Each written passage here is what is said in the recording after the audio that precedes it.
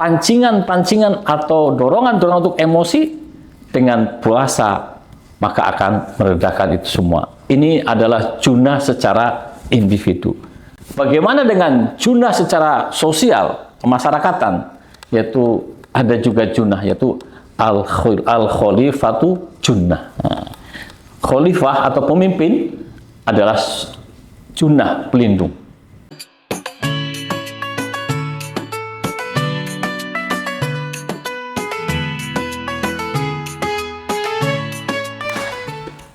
Assalamualaikum warahmatullahi wabarakatuh. A'udzu billahi minasyaitonir rajim. Bismillahirrahmanirrahim. Alhamdulillahilladzi ja'ala syahra Ramadan syahrus siyam. Asyhadu an la ilaha illallah wahdahu la syarikalah wa asyhadu anna Muhammadan abduhu wa rasuluh la nabiyya ba'dah, amma ba'd. Alhamdulillah, kita panjatkan puji syukur kepada Allah Subhanahu wa Ta'ala atas datangnya bulan Ramadan. Sebagaimana Rasulullah SAW bersabda, "Qad ja'akum Ramadan syahrul ibadah." Telah datang kepada antum semua, kita semua adalah bulan Ramadan yang bulan penuh ibadah. Syahrul Mubarak, bulan penuh keberkahan. Mudah-mudahan kita berharap dengan datangnya bulan suci Ramadan, bulan yang berkah ini, kita bisa melaluinya dengan penuh imanan wahtisaban sehingga kita bisa mendapatkan keberkahan. Amin. Salawat dan salam mari kita sanjungkan kepada baginda Rasulullah Shallallahu Alaihi Wasallam. Pemirsa hadirin yang dirahmati Allah Subhanahu wa Ta'ala, perlu kita ketahui bahwa hadirnya bulan Ramadan atau bulan Ramadan adalah bulan yang bisa membentuk ketakwaan individu atau kesolehan individu, dan juga bisa membentuk ketakwaan dan kesolehan secara sosial. Karena Rasulullah SAW bersabda, "Asyamu junnatun," bahwa puasa adalah perisai. Nah, hadirin sekalian, sebelum kita membahas lebih jauh tentang syam, lebih baik kita perdalam dulu, pertegas dulu, apa sih makna daripada syam itu sendiri. Jadi asyam, definisi syam adalah al-imsak, menahan.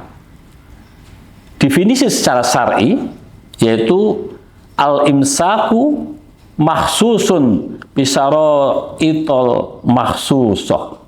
Jadi menahan, jadi puasa secara syar'i yaitu adalah menahan makan dan minum serta membatalkan pada waktu dan dengan syarat-syarat yang bersifat khusus.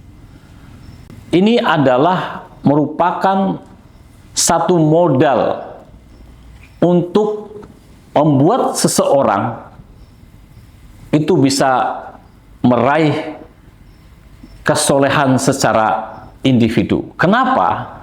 Karena kita sebagai manusia atau sebagai insan, makhluk yang memiliki potensi adanya hurriyazul fikriyah, ya, adanya kebebasan berpikir, kebebasan berperilaku dan lain-lain, ini semua hanya bisa melahirkan kesolehan tatkala semua potensi yang kita miliki yang dianugerahi Allah Subhanahu wa Ta'ala bisa kita kendalikan, yaitu dengan imsak, menahan.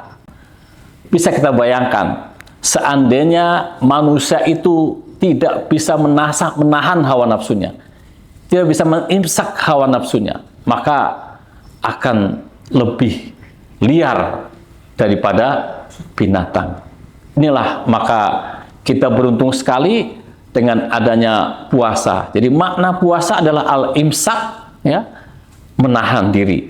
Dan makna secara syar'i adalah al-imsak, itu menahan diri dari makan, minum, dan syarat-syarat yang membatalkan puasa. Ini adalah suatu modal dasar. Apalagi ini semua dilakukan berdasarkan imanan wahtisaban. Karena iman kepada Allah dan iman juga kepada janji-janji Allah Subhanahu wa Ta'ala. Maka pasti, andaikan kita menjalankan puasa ini secara benar, pasti bisa dipastikan kita bisa mendapatkan kesolehan secara individu. Karena kita ketahui bahwa individu yang soleh adalah individu yang mampu menahan diri, imsak, dan patuh hanya kepada syariatnya Allah Subhanahu wa Ta'ala. Dan sebagai pelindung atau junah tadi ada siam, merupakan junah, pelindung ya, dari orang yang berpuasa. Sebagai contoh misalkan, tatkala kita pergaulan sosial, kita ada emosi, dimarahin orang, diajak marah, bahkan dibuat marah. Tapi tatkala kita puasa, apa kata kita Rasulullah menyantokan bahwa afan anaso imun, kami sedang berpuasa. Sehingga pancingan-pancingan atau dorongan-dorongan untuk emosi dengan puasa maka akan meredakan itu semua. Ini adalah junah secara individu. Bagaimana dengan junah secara sosial, kemasyarakatan? Yaitu ada juga junah, yaitu al-khalifatu junnah. Nah, khalifah atau pemimpin adalah junnah, pelindung. Nah, ini juga harus tetap kita jalankan. Nah, seandainya secara individu kita bisa menahan diri dan secara sosial pemimpin umat Islam atau pemimpin dunia Islam ini, itu khalifah ini mampu menerapkan syariat umat Islam secara sempurna, maka terjadilah otomatis ini kesolehan individu dan kesolehan sosial. Inilah yang namanya Islam rahmatan lil alamin. Hanya dengan penerapan syariat Islam secara kafah yang dilakukan, dipimpin oleh seorang khalifah, maka kesolehan sosial akan bisa kita rasakan bersama. Hadirin pemirsa yang dirahmati Allah Subhanahu wa Ta'ala, sudah terbukti berapa lama abad ya, sudah 13 abad bahkan 14 abad kesolehan individu yang terbentuk dibarengi dengan kesolehan sosial yang sudah terwujud, maka kita bisa lihat bagaimana alam semesta ini ya begitu lestari, begitu sampai tidak pernah jarang terjadi bencana.